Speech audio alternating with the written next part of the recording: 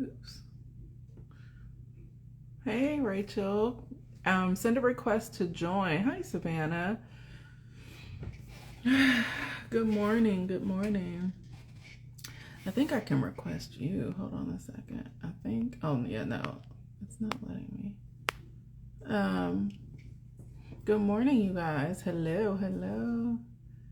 Hi.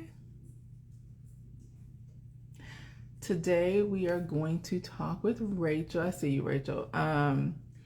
Johnson, and she just released a book on self-care or self-love workbook for Black women. So I think this is a great conversation to have with her. She's also an NBDA doula and has been for a while. So we're gonna join. She's gonna join us right now. So hold on.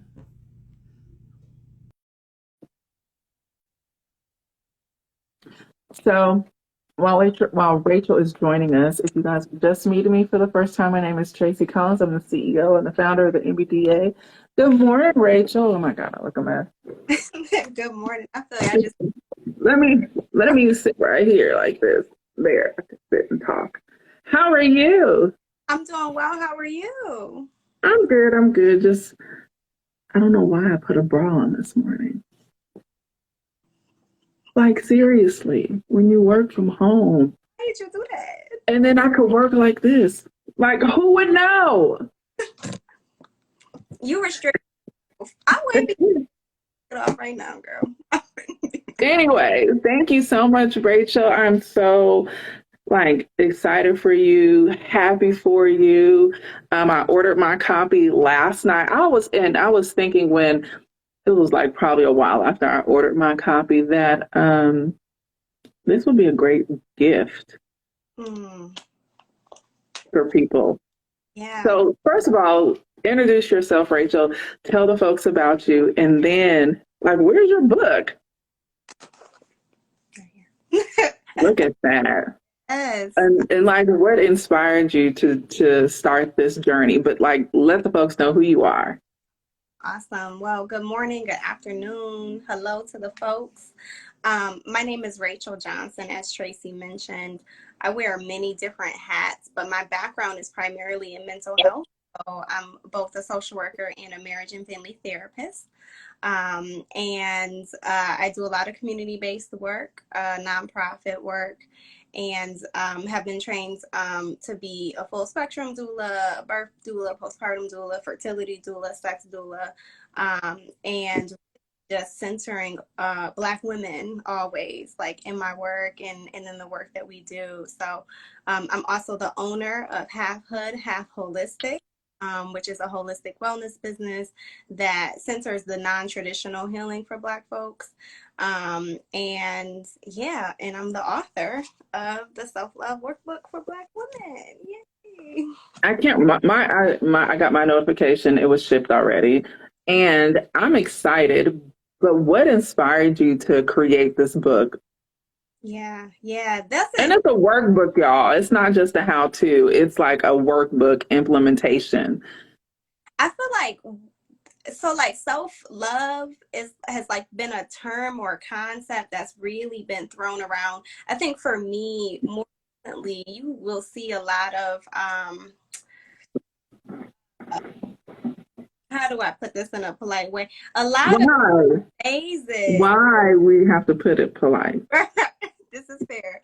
I feel like we have commodified like wellness, right, in the last several years, and I think um, this concept of self love is something that just like self care is feels right, and feels like it's supposed to like streamline process to be able to like find who you are, and it's just a little bit more intricate for Black women. Like it's just a little different for Black women. When I was approached actually to write the content in this book from a publishing company, it felt very aligned with what needed to happen. But one of the things I was very certain about was not like this is going to be very different than like bath bombs and bubble baths, right? Like Black women need a little bit more than that. So, so yeah, that was. I mean, I think Black women all over have been the gatekeepers to the doors and the space. Society Hmm? have been the gatekeepers to society. To society, to the galaxy, like you know what I'm Let's saying? just sum it all up. Okay.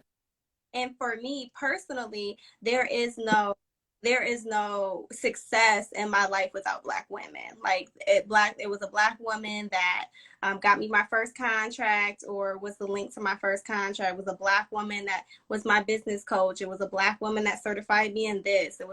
It's gonna always be Black women. So centering Black women and wanting to see Black women experience the joy and the love and the grace that they deserve is really what created this book. Mm-hmm. You're just so you know, we're getting is going in and out just a little bit. I think you're getting like notifications or something on your phone.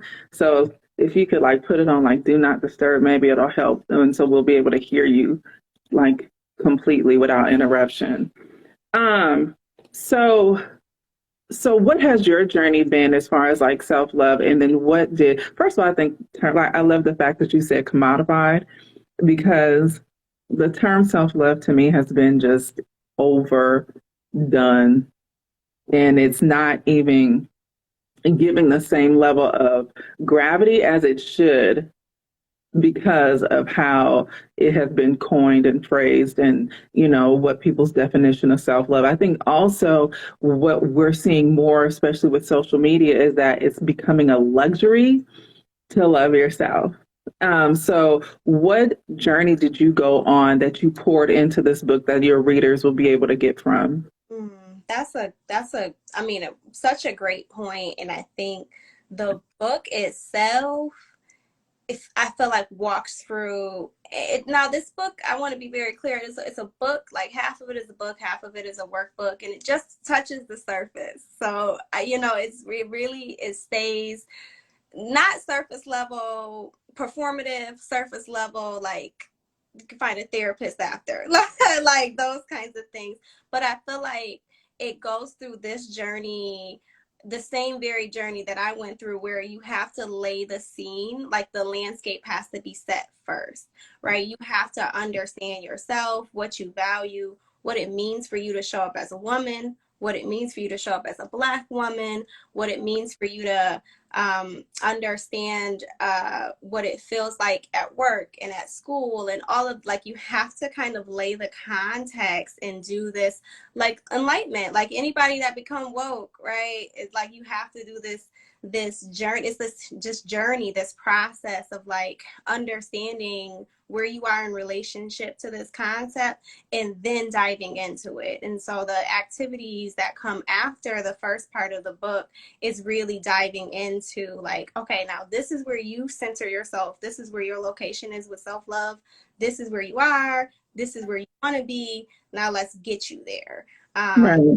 Um, I think too, like you're targeting, you know, obviously Black women, but we have a hard time, I have found, with channeling that energy towards us. It's easy for us to love on and to nurture other people, but when we start channeling that energy towards us, we have such difficulties and challenges seeing ourselves as worthy enough. And versus like if you prioritize yourself, then you're more able to, you know, love in and love on others. And I especially see it more difficult for people who are healers or who have been called to heal. And they have an even more challenging time directing that love, because we can teach it and talk it all damn day, but it's like the hairdresser who got fucked up hair but can like do some damn hair. You know what I'm saying? Themselves. It's like, yeah, but your hair look a mess, but I could do some hair. And so, how has your journey as a healer, as a doula, you know, specifically, been instrumental in creating this?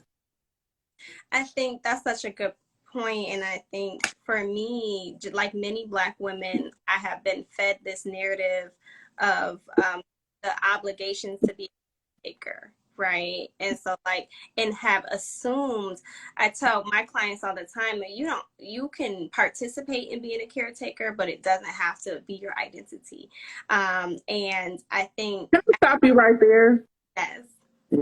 When I tell you, one of the things that I preach and teach and stand on is we have got to stop identifying ourselves through the eyes of others. Who are you? Well, I'm such and such as mama, or I'm such and such as wife, or I care for such and such, and this is what I do, versus who are you and how do you just be? So I think what you said was just key. Absolutely. And that's part, like, that's the bulk of the work, I feel like, for Black women, is filling out, like, figuring out, like, it's okay if you want to do things for others. But like you said, it feels like if we're not doing for others, then we're not, like, we have to work for our worth. Like, it feels like we're not inherently worthy. We have to Come earn it, on, t-shirt. work. I know. We, like, it's like we have to, like, if we're not caretaking, if we're not showing or proving that we are able Worthy. pull our weight in this society, then we don't feel like we're worthy. Like, we don't. And that's the work. Like, what are, if not a doula, if not a therapist, if not a mother, if not a wife, if not a boss as, like, CEO or somebody that goes to work, then what? Right. And that's Mhm. my process, really was unlearning all of that and being able to participate in it. I'm still proud to be those things and still proud to be able to share my gifts with the world. But I learned this the other day.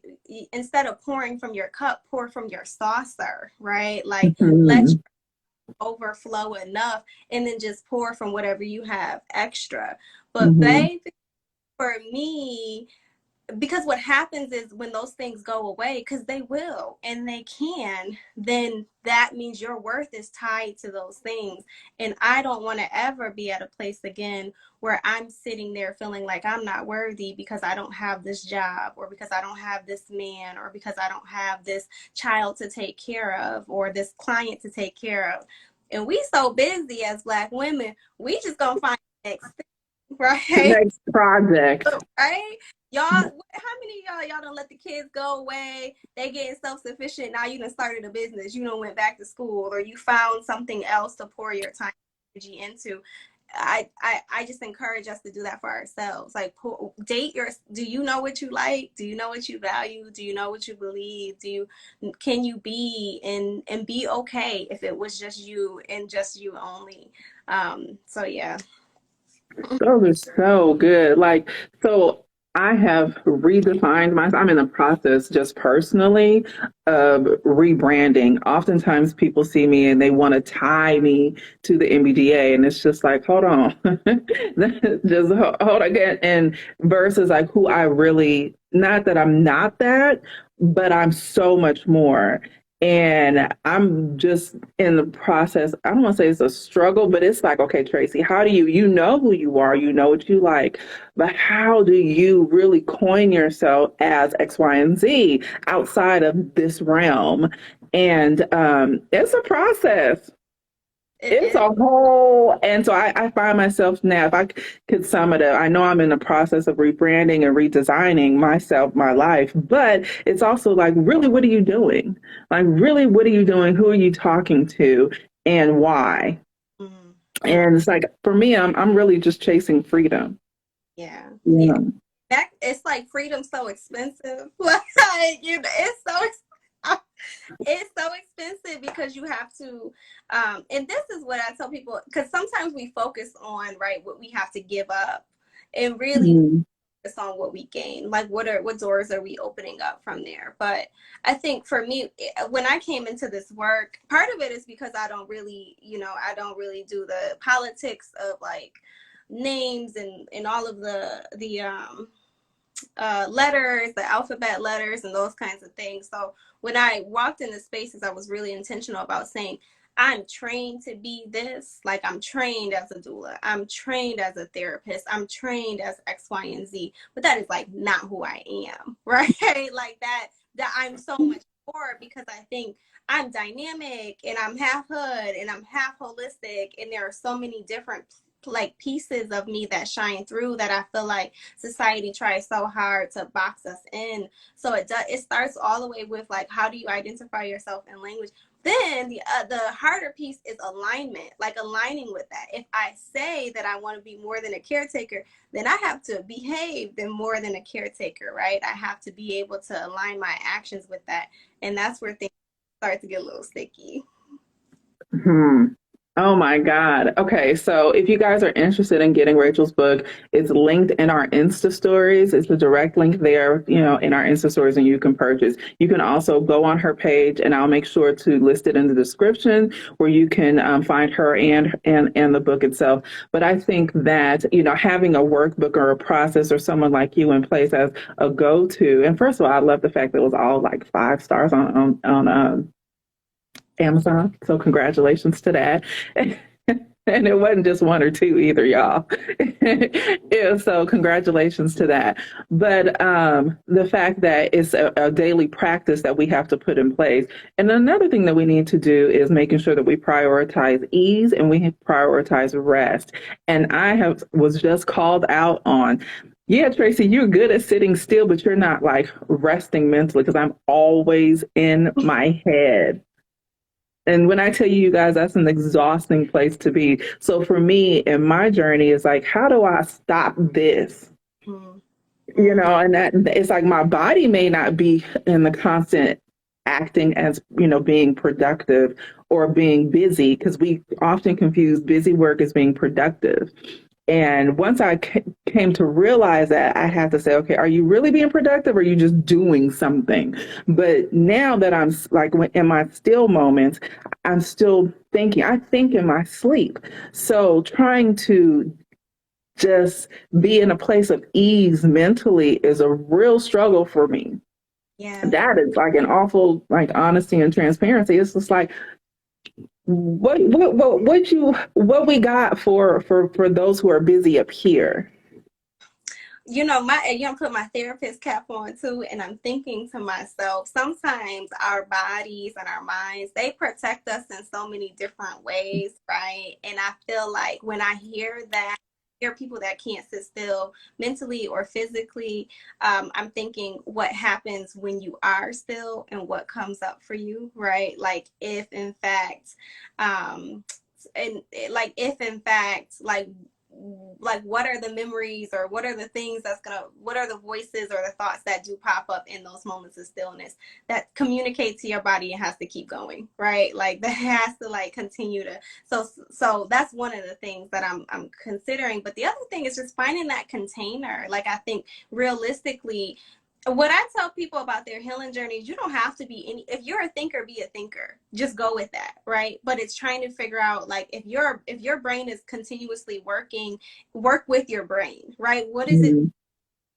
Why is it trying to do that? Instead of trying to be like, oh, I just want to be able to meditate and think about, that's probably going to be a harder journey, right? It's probably you are who you are. Your brain is set up, your body is set up the way that it is like meant to do. So I would lean into it. Sometimes what we do is think we have to like avoid it or like not. I would be interested to know like what it felt like for you to have such a good relationship. This is where that self-love and like being able to sit with yourself comes from, is being able to be so well versed with your body that you're able to say, okay, like, what do you need? Like, what is going on right now? Like, if all these thoughts, where can you live in this container for a second? Like, do I need to write you out? Do I need to speak it out?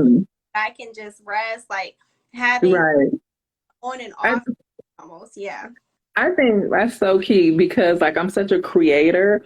Like I'm a creator by nature, and people often think that, girl, like I could, do birth work and deliver babies. That's, sorry y'all, but I can really do that in my sleep. That's because I've been here many lifetimes before, so that ain't new to me. But I'm a creator naturally, and it's so easy. Like if it feels like if I don't have a goal that I'm working towards, just me personally, it's like, yeah, something. I'm a big goal setter, and I may not have them written down, but trust me and believe, it's like up here for sure. But it keeps me exhausted. It keeps me, if I'm not channeling something creatively, business wise too, but if I'm not channeling something creatively, then I don't feel like fulfilled, because this side takes so much out of me that this side goes in lack. And that's why it's like traveling and is so important to me. Like I know that is part of like my soul's just joy. is experiencing other things outside of what I know. And I would even, one time, I ask people, self-love, they kind of get used interchangeably. And I always ask people, is self-care an event or is it a lifestyle, right? And so Right. even when we talk about things like meditation or journaling, is it an event? Like, is your act of self-love or self-healing or self-care, is it like a process or is it a thing that you're like working towards? Do you only feel rest or joy or calmness at this moment, right? Like you have Right. scheduled time to do this thing, right? And so I would really be considering or thinking about like the ways that we can do this as a lifestyle and not an event, right? And so if you only find that level of joy or calmness during vacation, that's not No, it's not vacation, girl. Because when I tell you I'm about to be up out this, so it's a lot of like, no, Tracie, you need to. When I say life redesign, that's really what I mean. It's like, no, mm-mm. It's about saying, no, I can't vacation myself to mental peace and wellness. I can't do that. That doesn't, not only does it not make logistical sense, it doesn't make financial sense. It just doesn't make sense. So it's like, how does that ease become your life? Yeah, exactly. That's it. How does it be? And it can. And that's the thing that I think, because we're like, the process is unlearning that it can't, right? The process is learning that we are worthy, that we can find joy, that ease can happen, that we can be soft, that we can flow, that we can be creative and still have abundance. That's the work, is Right, that we were taught something different. right, And right. conceptualize it and we can see it. We just have to align with it because really that's what is already ours, right? Like that. Mhm. So ghetto that like we have really been taught that we have to work and earn these things that really we already have. We have to, the work is unlearning that we didn't, like we couldn't have done Need them. it. Right. When I tell you, they're going off in these comments. They're dropping gems too in response to the conversation in the comments. She says society and social media has programmed many to believe that we have to be in a constant state of hustle culture. If you're not busy, then you're not doing it. That it's not enough, basically, and it is mentally taxing. And when I tell people, when we talk about like, I tell people this all the time, it ain't never gonna be enough, right? You will Right. there it ain't that you will never be able to make somebody appreciate your worth if in fact they don't think you're worthy, period, right? To Like begin with. you cannot, like the contrary to popular belief, you can't earn somebody's respect, right? If I look at you as a Black woman and I don't think you deserve respect just because you're a Black woman, there is no earning that, right? There is Mm-hmm. work and we try to prove our worth and we try to prove our place in this world, and it is just a consistent cycle of it will never be good enough, right? And so but you are good enough, right? Like Just as you are. period, right? Period. That's it. Hard stop, not comma. That's it. And that, I feel like that's the work, right? That I tell people this all the time, like, therapy is nothing but undoing the stuff y'all learned in childhood. Like, that's it.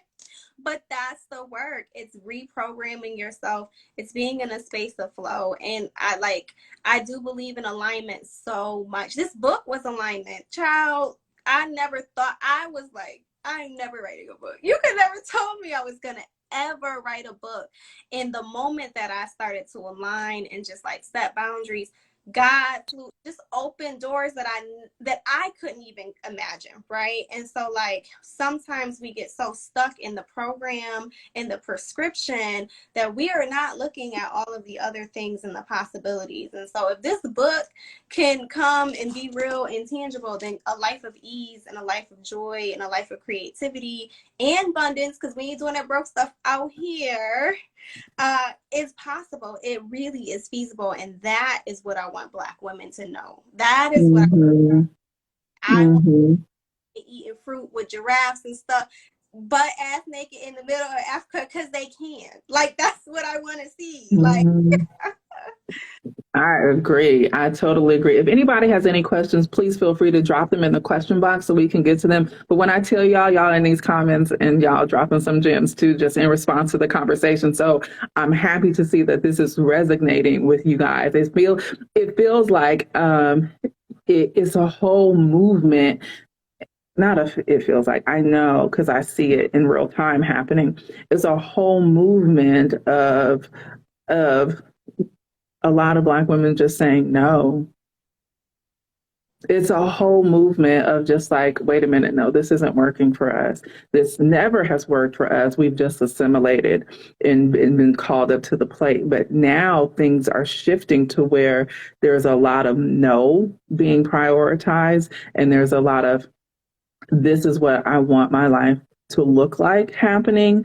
And there's a lot of breaking up with what society has called us to do happening. And then there's a lot of I'm taking all of that energy and I am putting it and pouring it back into myself. That's why I think like the timing of your book is so essential because it's in perfect alignment with the direction that Black women are going now. Yes, alignment is it. I truly believe so. And I think it's not easy work, right? Like, and to know that there's like a tide that shifted. And I think a lot of it is generational. I think a lot of Yeah. it is watching, oh, you did all that. And, like Mm-hmm. Right.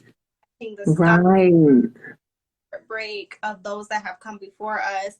And it's getting to a point where people are stopping to be silent, like, are not silent anymore, right? We're learning the secrets of our aunties and our mothers and our grandmothers, and we're like watching this pain and heartbreak unfold generationally. And I think that people are saying, oh no, you mean to tell me I'm gonna be doing this forever and this is what it's gonna look like? Like, I truly think it's intergenerational. I think it is across cultures, it's societal.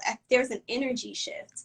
There's an There's a energy shift. total and but when I tell you, Rachel, like society is not ready for the energy shift that Black women are doing right now. They are not ready because when Black women are we are at the forward of every movement. And you said that coming into this space, like, you started off this conversation with it. But when I tell you society is not ready for the repercussions of Black women saying no, they're not. Not only are they not ready, but when they finally see it, they can't. The society as we know it today will be gone. It will not stand without it, and it's so beautiful to be a witness and a part of that movement and journey of like unlearning, and relearning and redesigning and showing our daughters and our mothers who are still here, like saying, wow, this is actually possible. I wish I would have known, or I wish I would have done it for myself. And the daughters and actually saying, I can do this for myself. But society's not ready for the direction that Black women are going in. They are not ready. We need. And what breaks my heart too is when Black women resisted. Yes, yes. Oh my goodness. Oh, that, I mean, we could unpack that for days because I think there are so many dynamics in the movement. There is that cross-generational healing. There's also this resistance generationally where we are not really great. We need grace. For grace and forgiveness has to be at the center of this work. Right? Okay, you want to repeat that for the people in the back? Grace and forgiveness has to be at the center of this work, right? Because For yourself first. for yourself. And right, I tell people all the time that there is like, if I am unable to extend grace and forgiveness to myself, if I'm unable to, I can't extend that to you, Tracie, right? Girl, you want to say that again, one more again for them folks in the back. For Because when I tell y'all there are some ungracious, if that is a word. Black women. grace and forgiveness. And we, like, again, we can't get that. Oh, child, don't get me started because we can get into the dynamics between Black women and Black men. We can get into the dynamics between Black women and work, these like institutions of work. And I feel like sometimes we are asking ourselves, why don't we get grace? Why like this? And it really starts with us. Like even the way that we talk to each other, right? Girl.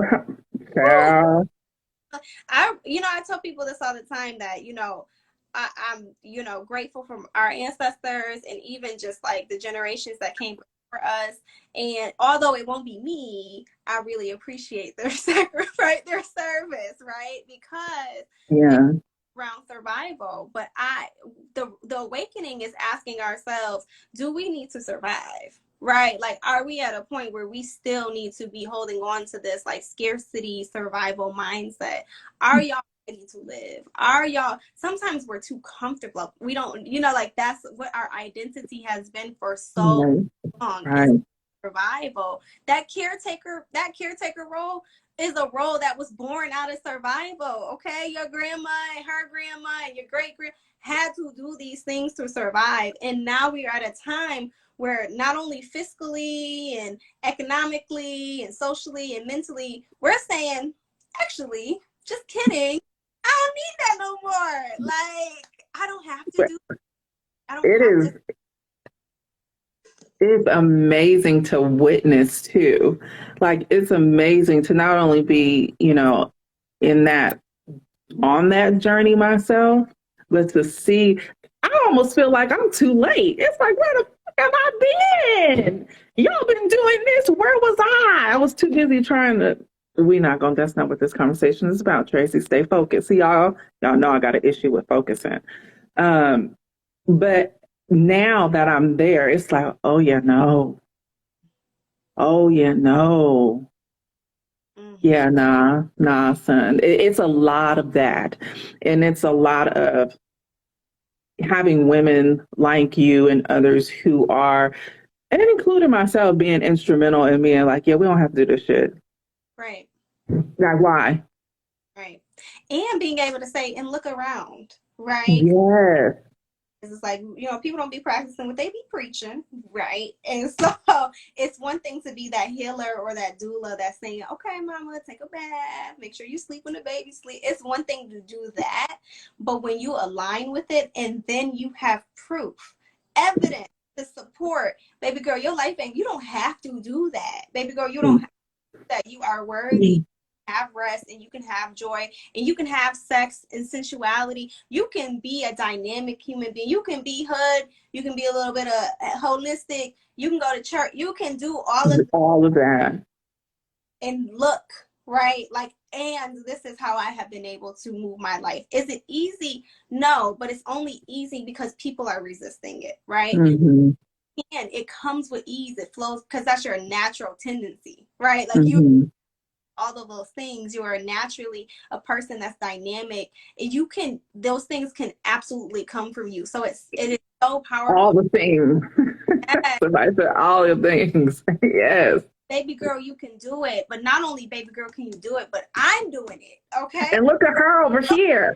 And look at them over there. And look at this sis back here. And look, oh, hold on. Let me show you this one over here. That is what is happening, y'all. So when I tell you there is a whole revolution, child, number one, like, get the tools. And let me just speak to about community. I've had to learn too in this process. I've had to change my community of my circle of people. I had to put myself in a position I had to open myself up to a place and put myself in a position to be surrounded by other Black women who are doing the same. So when milestones are made in my life that I see fit, that is embracing ease and that is embracing change, for the betterment of what I'm trying to grow, do, and be, they can cheer me on too. They can serve as like, how can I help you, sis, without asking for something in return? They can say, this is what I did, X, Y, and Z. Here, model this so you don't have to go through the hardship. That when I started to open myself up to Black women who were doing that, and when I tell you the cheers came, the resources are there, the communities are already set in place, so we don't have to do it ourselves or create it ourselves. It's like, here, we already here. Come on. It's like, what the fuck? It is. It's so refreshing. energizing is what it is. If you ain't never been, I'm gonna tell, if you have never felt the energy of just pure badass Black women in one space, just coming to center themselves, not coming to like, I'm not talking about like the mixers. I'm not talking about the Oh, let's have a whole nother empowerment yeah, event. right, exactly. I'm not talking about like performative empowerment. I'm not saying that that can happen there, but I'm just saying like naturally at ease. I will tell people all the time. I have found so many communities of just dope Black women that is transfer. I live in Syracuse, New York, child. Let me tell you something. They not here, okay? But I'm so well connected in the world that sometimes I forget, okay? Like Mm-hmm. I know this person over here or this person over here because you enter like alignment, like it's just magnetizing. Once you Mm-hmm. do your own work, you will be magnetized to other Black women that are Mm-hmm. in the energy that happens in those spaces. Oh my goodness, that's the motivation that you can just walk, Mm-hmm. feel overwhelmed with emotion because that's Black women, okay? That's Mm-hmm. talking like Mm-hmm. that's the that's the energy that's in the more of that in energy that is going across the globe. That's that shift. That is literally an shift They're right not ready. If you're not on board, you are going to be left. I promise you that. don't need If y'all. you are not on board, you will be left. If you are not a part of this revolution that is happening, I wouldn't want to be left behind and seeing the ramifications of waking, not even not waking up too soon enough, but just being resistant. um it's kind of, let me assimilate it to birth. When someone resists the contraction or the wave that comes over the body for the cervix to open up and dilate for that baby to be born, the longer it takes, and distress takes place within the body, within the baby, within the system. It's the same thing. It is. It's it, the same thing. it is. I'm like, oh, y'all can't get it. How you hating from outside the club? Like you can't even get in, okay? And Right, right. and I feel like what happens is I want to say this. So I say this all the time is that Black women don't need anything else to move this movement forward, right? We really don't need You white don't. men on board or start to recognize our worth. We don't really need Black men to get on board to start. We, We want them, which is why we are like we were like, hey, listen, the ship is leaving. We really would like more, right. but y'all are not there. Like the level of work that needs to be done with Black men is its own thing, right? Like it takes Mm-hmm. a level of, they're just not there. They're not ready, right? And so Mm-hmm. what we do is sacrifice ourselves and our journey to go back and grab somebody else, right? Yeah, and that's the whole Harriet Tubman. I would have saved many more if they would have known they were slaves. Yes. Yeah. Yeah. I love the fact that you said, and that's why I pinned this comment at the bottom, all the things. Like when we talk about being and embracing and doing all the things, it's just really bringing them forward, what was already in you, and understanding that, abundance and pleasure are our birthright, and really understanding and moving and being in that abundance and joy, in laughter, in love, abundance and peace. That's one of the ones that people miss, is peace. Mental peace, peace in your home, peace in your body, peace in your system, peace in your mind, abundance in wealth, abundance in finances, abundance and making sure that abundance is spread across the being of everything, abundance and protection. But to me, everything should be pleasurable. If it's not pleasurable, I don't want to do it. I don't want it. Like, if it's not making me feel good in some way, shape, or form, I can't do it. My spirit won't even, my gut, I literally have a visceral response to, I don't want to do it. And I had to come to terms. I was invited into an event next weekend. And I had to say to my honey, I was like, yeah, I don't think I want to go. Because I noticed that I was having a visceral response to who gonna be there.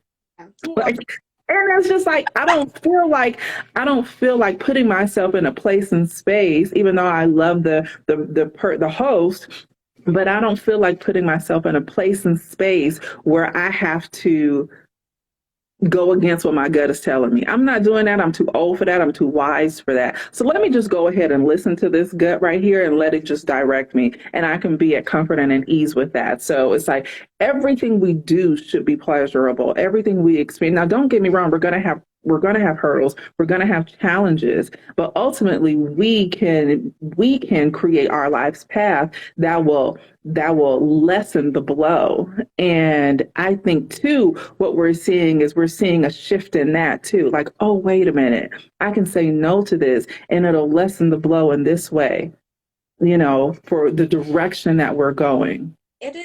For me, it's like the alignment, and boundaries are the act of alignment, but not just so we have You want to talk about boundaries really quick? Like, come the on.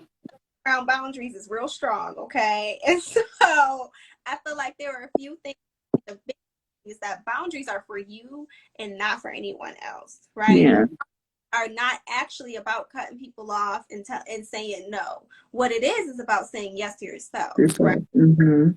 If I Mm-hmm. X, Y, and Z, if I value pleasure and I value ease and I value joy, I value those things. I value those right there.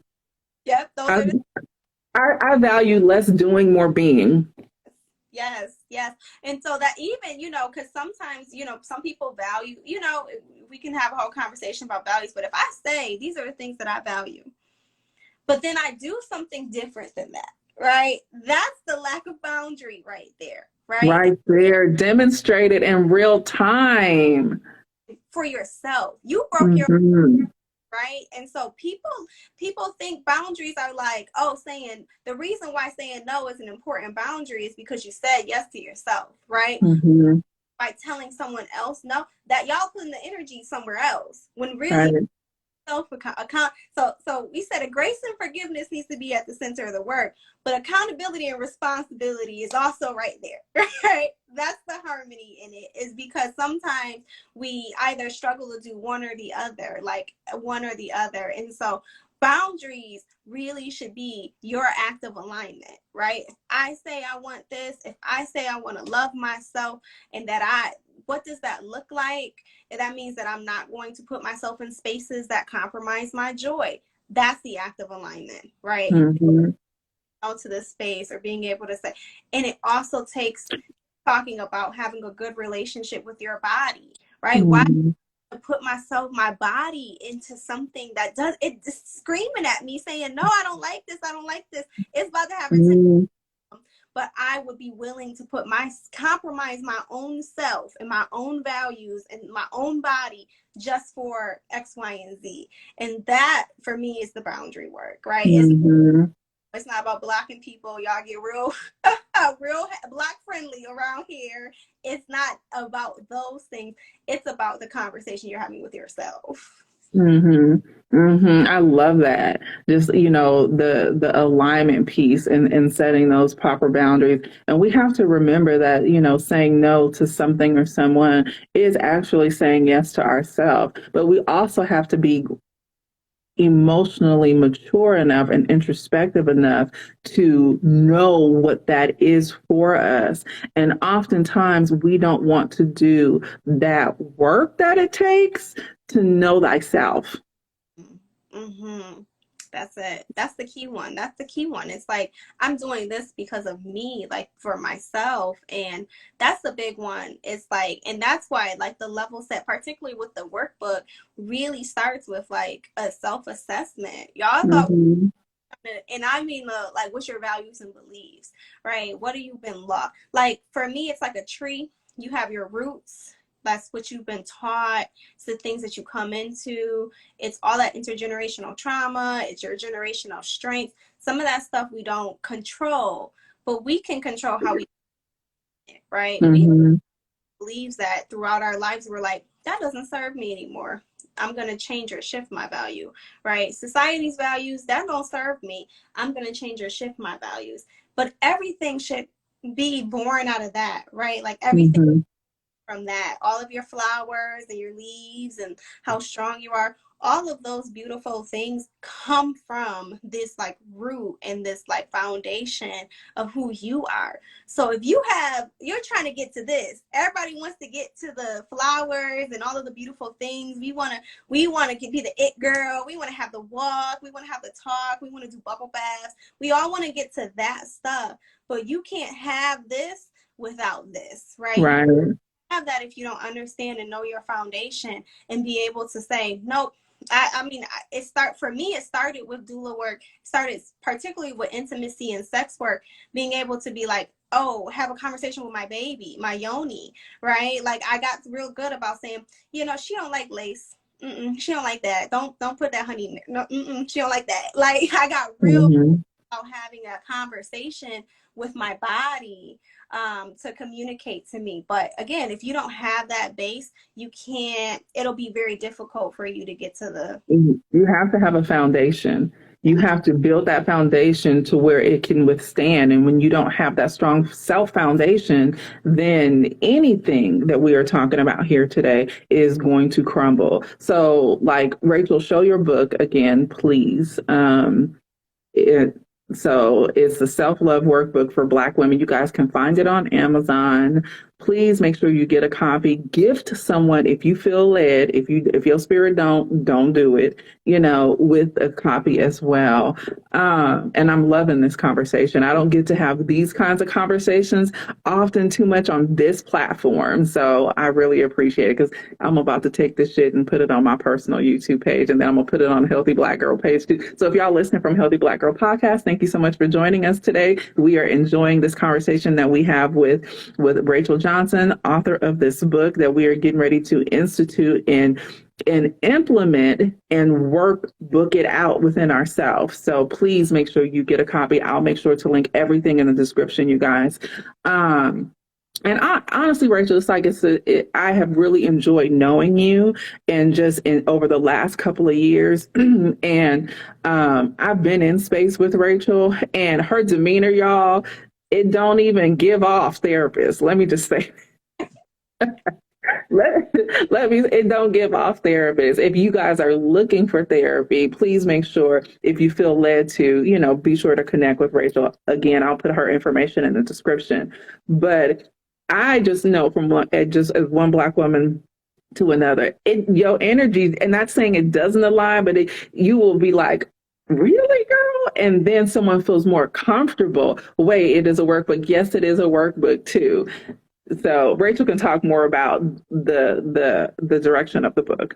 Yes, absolutely. Thank you, Tracie. I appreciate that, because I think, right, to me, it's like, I was this person. I had these personality traits before there was this institution school that named me a therapist, or before I became a doula, or the reason why I'm good at those institutions is because I am who I am, right? Like my strengths, my inherent gifts from God, those things are what make me good at these things, right? And so that for me is even just my act of like, nah, like, yeah, I'm not there because I'm a person, like I'm I want to center the conversation around self-love with humanizing Black women, right? Like, I swear if I had on shoes, I'd throw them at the screen. Humanizing, period. I'm a human. Like, that's the work. That's a t-shirt. It is. First of all, I just gave you a plug. You better go now. You got to go create a t-shirt so folks can buy it. Okay. You're welcome. Go ahead. Right. That is so fun. I have this thing, a lot of people were talking a lot about like protect Black women, but I'm like, y'all can't protect Black women unless you acknowledge me as human. Like, we can't humanize Black women. That's the step that we're missing. Okay. We're missing a lot of steps here. For me to matter, you have to recognize me as human first. You have to be able to humanize my experience. I have to be able to see another Black woman as a human. I have to be able to see my mom and my grandma as humans. That is part of the work. And that is what will lead you to grace and forgiveness. Because the moment I can recognize you as a human, as somebody that tried their hardest, that is just surviving, that wants joy and peace and all of the things just like I do, the moment I can give you a little bit more grace, right? The moment when I see so many Black women, the shade room is something else, child. And, they just tear down whoever the celebrity is at that time. And, I'm reading the comments and it's just filled with so much like, oh, I don't know why she would do that, or she needs to get it together, whatever kind of unsolicited comments or opinions that really is not that important. But I feel as if people are unable to humanize Black women, right? And so for me, I'm a human, period, always, right? And me having these titles does not make me less of a human, right? If anything, I like to, that's what I am in therapy and as a doula and as a professor and as an author and as all of the things, I'm always human. I'm always, all right. And I'm going to always be me, and I'm going to show up not only aligned, but authentic in every, and that's resistance. Like that, that's my nod to the world, because you want me to be something else. You want me to perform. You want me to be a caretaker, but baby, I'm going to be. And that for me, it's been a hard journey. People resist that, right? Some people don't like that. And they have people have power. They're able to say, no, stay in your place. But God gave me all of this. Right. When I say even the powers that be, they're not ready for the real powers that be that say no. We've moved this whole, like you said, institution, galaxy, society, we've moved it. So when we just abrupt, like about face, it's like, oh yeah, no, watch this shit. Just watch. Good luck. Planet, I'm telling you, it's about to be lit over here. Okay, we're gonna be drinking mimosas and all types of stuff. Just the book. Get the book, you guys. Get the book. I can't wait. I can't wait. I just know it's filled with so many gems. But for me, because I'm I'm a creative doer and being, that I get excited when I get to implement steps that give me joy and lead me to my greater self. And you are absolutely correct. Just our mere deciding to center self is an act of resistance. And I love the fact that you said, our boundaries and alignment. And I also love the fact that you said we have got to stop, as you said, shading each other. We've got to stop that. Yeah. It's so toxic. It's such a toxic learned behavior. And it's a place where grace is not extended. It's a place where Black women are not humanized and seen in that regard. And girl. Yes. In the work we will, that will, you, in order to, if you think about it in an individual level, even like therapy for those that have been there or not, I believe in non-traditional modes of healing as well, but any journey you go on, there is like this like cycle, and before you can move into the next version, before you can elevate, before you can find enlightenment, you have to do the work. Right. And part of that work is centering that grace and forgiveness. There is no journey without that. Right. And so we just, it's low vibrational. It will continue to bring us that's that heavy energy. You ever been in this? We talk about energizing energy. Well, there's a heavy energy that comes with like when people are just like not coming from a space of just joy and like grace, right? Like that's a very different space. But I will tell you, one of the words that have come to me over the last few weeks, because child, they've been trying it, okay, is not paying attention to the attacks. Try to pay attention to the protection, right? Pay attention to the fact that you are divinely guided, that you are worthy. Like, it is easy to get into paying attention to the people that are not where they want to be or need to be at that time. Just pay attention, right? It's finding that community, right? Like Tracie said, it's finding, staying in that energizing energy. Because the moment you take yourself out of this energy and partake in something else, you're going to be bringing that with you. It's heavy. It is heavy. It is heavy. Does anybody have any questions? Thank you so much, Rachel. Before we jump off, does anybody have any questions? That you want answered? You guys are lit in the comments. This is one of the most interactive conversations that I've had with folks that are listening. You guys have been I've been pinning comments, as many as I could catch. pinning comments, but I really appreciate your time in talking to us today. And I appreciate the work that you do, and she really is half hood, half holistic, y'all. Like for real. And it's just, that's why when she said who she or what she did, I was like, really? Like it took me, but I think it was like really in a good way. It was like, oh yeah, thank you so much. So any last words of like insider wisdom besides we're gonna buy your book? No, not necessarily. I think that just remember that it's definitely a journey, and a journey that you're not on by yourself.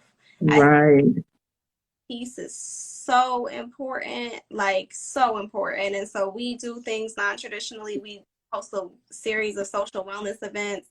We'll do some retreats, those kinds of things. But we do tribe check-ins every first Sunday of the month. It's free, it's virtual, and that's the space where you don't have to ask who are going to be there, right? Like that is what we like to say, come for the vibes, stay for the healing. That is literally my motto, and that's how I move in this world. Is y'all were attracted, you're attracted to the book, you're attracted to Tracie, you're attracted to the personality, y'all are attracted to the vibes. But when you get here, we got some healing for y'all. Like Drop it.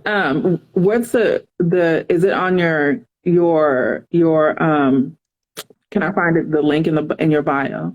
yes, link Okay. in there's a link tree. It's called Tribe Check-ins, and you'll see a host of things. Also, we have a lot of upcoming events and those kinds of things going on. Also, Black Love Retreat. We have plenty of things going on over at Half Hood, Half Holistic. So that's just Half Hood, Half Holistic across all social media platforms. That's Facebook, Instagram, and stay connected. Y'all are a tribe, right? So come for the vibes. Stay for And another thing too, I want to say, like, being on this platform, the NBDA is not always going to be centered around birth, not physical birth in that regard, not giving birth, but sometimes we have to rebirth ourselves.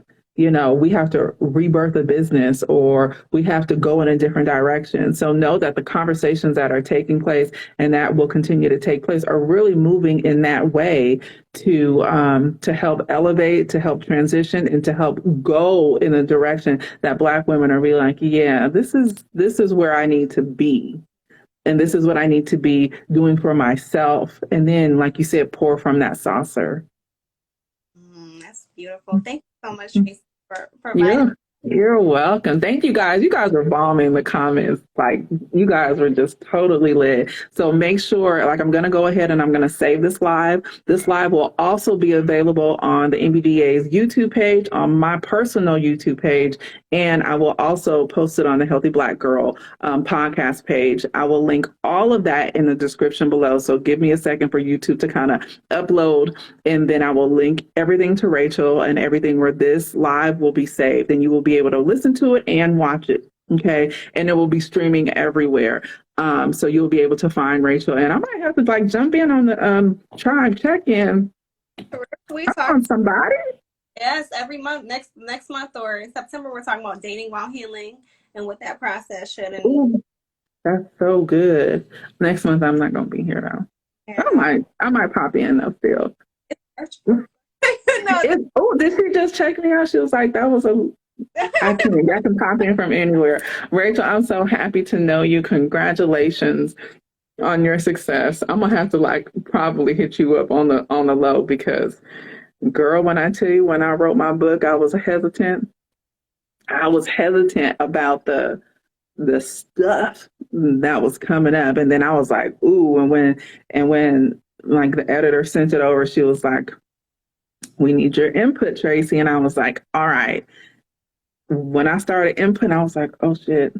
It was a lot of work. So it was a lot of like reliving stuff that happened.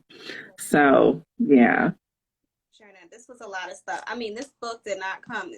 It's a lot of self-sabotage. I had to do a lot of like lot of grace and accountability throughout the process of writing the book. It was a tough one, right? It is just writing a book in general, because you have to come to terms with your imposter syndrome. It's a lot of unpacking to be. Totally. It's so much unpacking. Thank you guys for all of the hearts and the loves and the shoes. I saw the Patti LaBelle shoes. I saw like the $100 signs and like, or whatever. I mean, the fire signs. Thank you guys so much for all of the love. We really, really appreciate you guys. And thank you so much, Rachel, too, for being here and just being just a dynamic part of the NBDA, but just being dynamic in who you are and being a part of that tribe and that movement.